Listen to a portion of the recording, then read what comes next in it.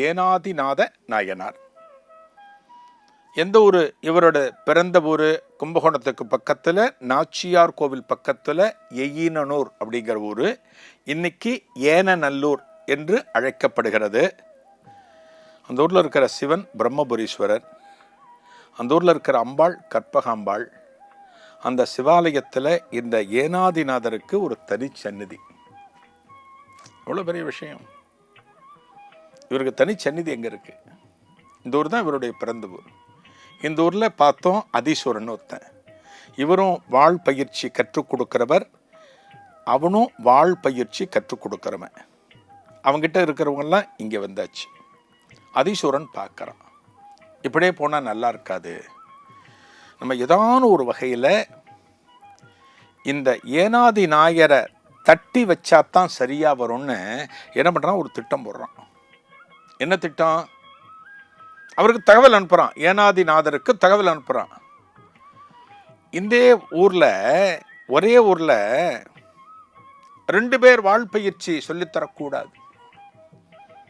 2 பேர் கூடாது. ஒன்று நான் இருக்கணும், இல்லை நீ இருக்கணும். 2 பேரில் ஒருத்தன் தான் இருக்கணும். அதை எப்படி தீர்மானிக்கிறது? இந்த ஊரில் நான் இருக்கணுமா நீ இருக்கணுமாங்கிறத எப்படி தீர்மானிக்கிறது? அதற்கு ஒரு போட்டி வைப்போம். அந்த போட்டிக்கு நீ உடன்படுகிறாயா அப்படின்னு கேட்கிறான். சண்டைன்னு வந்தால் போய்த்தானே ஆகணும். நாமளத்தான் போகக்கூடாது. நம்மளை தேடி வருதுன்னா நம்ம அதை எதிர்நோக்கித்தான் ஆகணும். ஏனாதி நாயனார் வம்பு சண்டைக்கு போறவர் கிடையாது. ஒருத்தன் வரான், கூப்பிட்றான் சண்டைக்கு, நீயா நானா பார்த்துருமானா? இல்லைப்பா வேண்டாம்ப்பா சொல்லக்கூடாது. ஏன்னா இவர் வாழ் பயிற்சியில் இருக்கார் இல்லையா? சரிப்பா என்ன பண்ணணும் சொல்லு அப்படிங்கிறார். நான் என்னோட ஆட்களோட வரேன், நீ உன்னோட ஆட்களோட வா. 2 பேரும் மோதி பார்ப்போம், யார் ஜெயிக்கிறாங்கன்னு பார்ப்போம். யார் ஜெயிக்கிறாரோ, யார் வெல்கிறாரோ அவர் தான் இந்த ஊரில் வாழ் பயிற்சி கற்றுத்தரணும். இன்னொருத்தர் அடங்கி போயிடணும், இந்த தொழில் இருக்கக்கூடாது. சம்மதமா? சம்மதம், சம்மதம், நான் தயார். ஏனாதிநாதர் சொல்கிறேன், யார் ஜெயிக்கிறாங்களோ அவங்க தான் வாழ் பயிற்சி கற்றுத்தரணும். எந்த ராஜாவாக இருந்தாலும் யாராக இருந்தாலும் கற்றுத்தரணும். இன்னொருத்தர் அந்த பற்றையை க்ளோஸ் பண்ணிடணும். வாழ் பயிற்சி கூடவே கூடாது. இதுதான் போட்டி. அந்த நாள் வந்துடுத்து. ஒரு நாள் ஃபிக்ஸ் பண்ணாங்க இல்லையா? அந்த நாளில் 2 பேரும் மோதுறாங்க. 2 பேரும் மோதுறாங்க. 2 பேரும் மோதுகிற போது யாருக்கு பாதிப்பு அதிகம் அப்படின்னா அதீஸ்வரனுக்கு. அதீஸ்வரனுடைய வீரர்கள் பலருக்கும் காயங்கள் எல்லாம் மடிஞ்சு கீழே விடுறாங்க.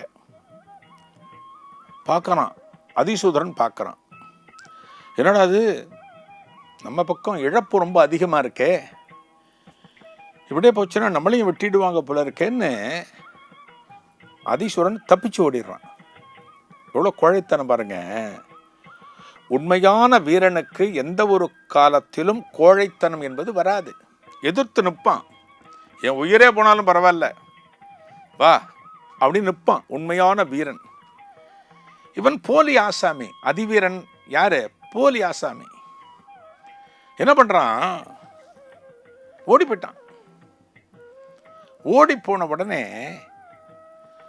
உட்காந்து யோசிக்கிறான். ராத்திரி தன்னோட இடத்துல யோசிக்கிறான், என்னடா அது, ஒரு சண்டைக்கு போயும் நம்மால ஜெயிக்க முடியல, இந்த ஏனாதிநாதரை வெல்ல முடியல, அவரோட ஆட்கள் அந்த அளவுக்கு ஆக்ரோஷமாக போர் தொடுத்தார்கள், இழப்பு நம்ம பக்கம் ரொம்ப அதிகமாயிடுச்சே, இது இப்படியே தொடர்ந்து போச்சுன்னா இந்த ஊரில் யாருமே நம்மளை மதிக்க மாட்டாங்களே, இப்போ இந்த யுத்தம் நடந்ததே இது எல்லாருக்கும் தெரிய வந்ததுன்னா இந்த சண்டையில் ஜெயிச்சது யாரு? ஏனாதிநாதர். அப்படின்னா ஏனாதிநாதர்கிட்ட தான் நம்ம வாழ் பயிற்சி கற்றுக்கணும்.